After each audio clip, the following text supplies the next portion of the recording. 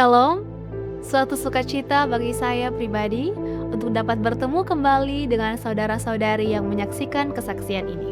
Kesaksian ini merupakan sequel dari kesaksian sebelumnya tentang bagaimana Tuhan menepati janjinya. Nama saya adalah Virgin Karundeng.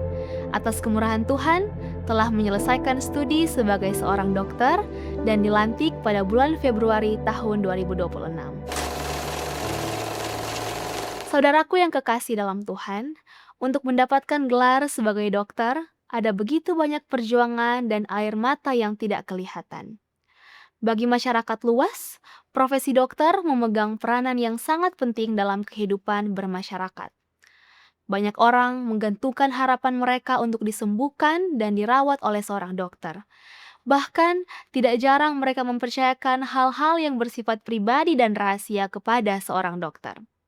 Namun, banyak yang tidak mengetahui bahwa di balik senyum hangat seorang dokter ketika memeriksa pasien, seringkali ada begitu banyak kegagalan yang pernah dialami, keraguan terhadap diri sendiri, bahkan pertanyaan yang terus terngiang dalam hati.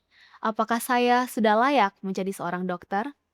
Namun saya bersyukur kepada Tuhan karena bagian demi bagian dari perjalanan itu boleh saya lewati, bukan karena kekuatan dan kehebatan saya, melainkan karena Tuhan yang adalah dokter di atas segala dokter, mendampingi saya dalam setiap tugas, setiap pemeriksaan dan tindakan, dan dalam setiap pergumulan. Cerita ini tidak berhenti sampai di situ. Ketika kami telah menyelesaikan rotasi klinik di 14 bagian di Rumah Sakit Umum Profesor Kando untuk dapat ditamatkan menjadi dokter, kami harus menyelesaikan ujian kompetensi secara nasional. Kami diberikan waktu kurang lebih 3 bulan untuk memantapkan kembali semua ilmu yang telah kami pelajari selama 3,5 tahun pendidikan sarjana dan 2 tahun pendidikan profesi. Pada saat itu, keraguan kembali muncul dalam hati saya. Melihat begitu banyak materi yang harus dipelajari dalam waktu yang sangat singkat, membuat saya dipenuhi dengan ketakutan. Namun dalam proses itu, Tuhanlah yang menjadi kekuatan dan sumber hikmat saya. Bersama teman-teman yang lain, saya terus meluangkan waktu untuk belajar. Dari pagi bahkan sampai pagi berikutnya, kami belajar dengan tekun. Walaupun rasa lelah sering datang, namun hal itu tidak menghentikan kami untuk terus berusaha dengan harapan kami dapat lulus tepat pada waktunya dan ditamatkan menjadi dokter pada bulan Agustus tahun 2025. Tetapi kemudian terjadi sesuatu yang tidak kami duga. Ujian AIPKI, yaitu ujian tryout nasional sebelum ujian kompetensi yang sesungguhnya, ternyata jatuh pada hari peribadatan saya. Ketentuan Fakultas Kedokteran di universitas kami adalah bahwa semua peserta ujian kompetensi wajib mengikuti ujian tryout tersebut. Barang siapa yang tidak mengikuti tryout tidak akan diperkenankan mengikuti ujian kompetensi yang sesungguhnya. Pada waktu itu, saya bersama 6 orang teman saya bergumul dan berdoa. Kami juga meminta dukungan doa dari orang-orang terdekat dan dari jemaat. Singkat cerita, kami mengajukan permohonan kepada pimpinan universitas agar dapat menyurat kepada panitia ujian nasional supaya kami diberikan kelonggaran untuk mengikuti ujian pada hari selain hari peribadatan saya. Prosesnya tidak mudah. Kami pernah ditolak, bahkan pernah disarankan untuk tetap mengikuti ujian pada hari peribadatan tersebut dan melanggar apa yang kami percayai. Namun Tuhan begitu baik. Ia mempertemukan kami dengan orang-orang yang bersedia membantu kami. Kami bahkan sempat dipertemukan dengan Wakil Gubernur Sulawesi Utara untuk meminta bantuan beliau. Ada satu nasihat dan kesaksian beliau yang sampai sekarang selalu saya ingat. Beliau mengatakan bahwa Tuhan sanggup membuat mujizat. Tuhan sanggup mengubah hari ujian kami. Namun, jika Tuhan tidak berkehendak untuk mengubah hari ujian tersebut, maka kami harus tetap setia kepadanya, mempertahankan integritas kami, dan tetap menghormati hari peribadatan sebagai hari yang kudus, yang telah menjadi tanda bahwa Tuhan adalah Allah kami dan kami adalah umat-Nya. Di akhir pertemuan tersebut, beliau mengajak kami untuk bertelut bersama dan berdoa. Itu merupakan pengalaman iman yang sangat berharga bagi saya dan teman-teman melihat seorang pemimpin yang takut akan Tuhan.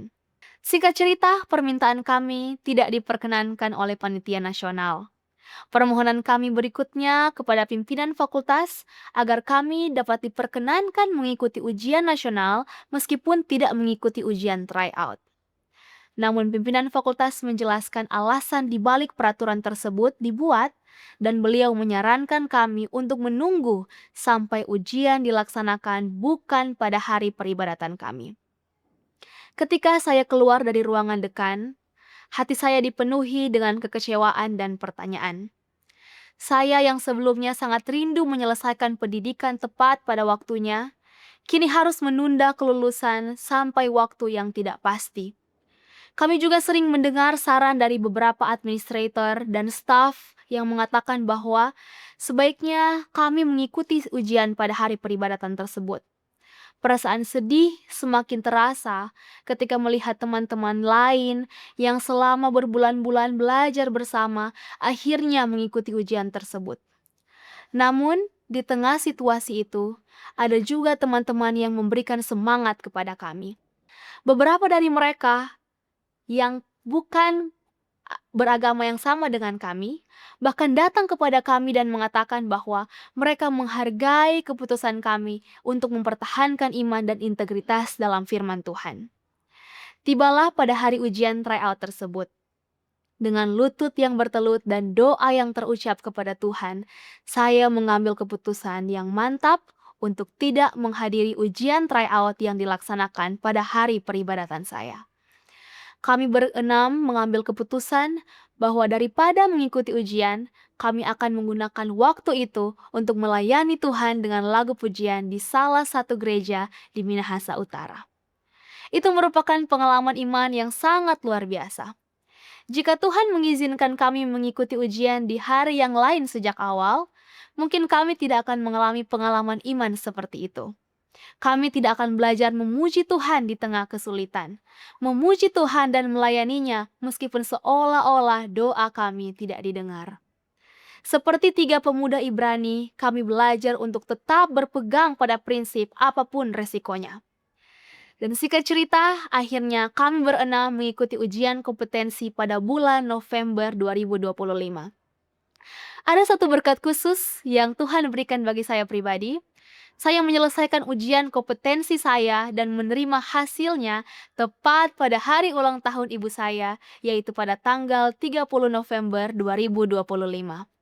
Sehingga kami sekeluarga boleh menaikkan ucapan syukur kepada Tuhan pada hari yang sangat istimewa itu. Atas kemurahan Tuhan semata, kami bahkan meraih peringkat 1 sampai 5 tertinggi di universitas kami pada periode ujian bulan November 2025. Nilai tertinggi diraih oleh salah satu teman saya dengan skor 141 jawaban benar dari 150 soal. Kemudian saya berada di posisi berikutnya dengan 139 jawaban benar dari 150 soal. Saudaraku, ini bukan tentang kehebatan kami. Kami hanyalah manusia yang lemah.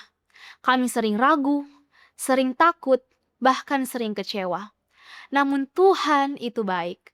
Dialah yang memberikan kekuatan. Dialah yang memberikan kemenangan. Dan melalui pengalaman ini, Tuhan mengingatkan kami bahwa Dia tidak pernah mempermalukan umat-Nya yang setia. Melalui kesaksian ini, saya rindu menguatkan saudara-saudari yang mungkin sedang bergumul dengan pendidikan atau pekerjaan yang menuntut kita untuk mengabaikan hari peribadatan kita. Saya percaya bahwa Tuhan tidak akan meninggalkan umat-Nya. Jika kita setia kepadanya, Tuhan tidak akan mempermalukan kita. Bahkan Dia sendiri yang akan meninggikan umat-Nya untuk hormat dan kemuliaan bagi nama-Nya. Ada satu ayat yang sangat menguatkan saya, yaitu dalam kitab Yeskiel 20 ayat 19-20. Tuhan berkata, "Akulah Tuhan Allahmu, hiduplah menurut ketetapan-ketetapanku dan lakukanlah peraturan-peraturanku dengan setia. Kuduskanlah hari-hari Sabatku, sehingga itu menjadi peringatan di antara aku dan kamu, supaya orang mengetahui bahwa akulah Tuhan Allahmu." Hari peribadatan adalah tanda umat Allah yang setia. Di akhir pertentangan besar antara kuasa kebenaran dan kuasa kegelapan, akan ada satu isu yang menjadi penentu umat yang setia dan umat yang memberontak. Jika sejak sekarang kita belajar setia dalam menguduskan hari peribadatan yang Tuhan telah berikan bagi kita dalam firman-Nya, dan menang dalam pencobaan-pencobaan kecil yang mencoba meruntuhkan iman kita, seperti pendidikan atau pekerjaan, maka dengan pertolongan Tuhan, kita akan tetap memilih untuk menyembah Allah dan setia kepadanya pada waktu itu. Bukan karena kekuatan kita, bukan karena kemenangan kita, tetapi karena kuasa Allah yang bekerja dalam kelemahan kita dan kasih kita kepada Kristus yang membuat kita setia memelihara perintah-perintahnya. Saya berdoa, jika saat ini saudara sedang bergumul dengan hari peribadatan, kiranya Tuhan yang kita sembah menolong kita apabila kita tetap setia kepadanya. Tuhan memberkati kita, Tuhan memberkati saudara yang mendengarkan, dan kiranya kesaksian ini menjadi kekuatan bagi kita semua. Amin.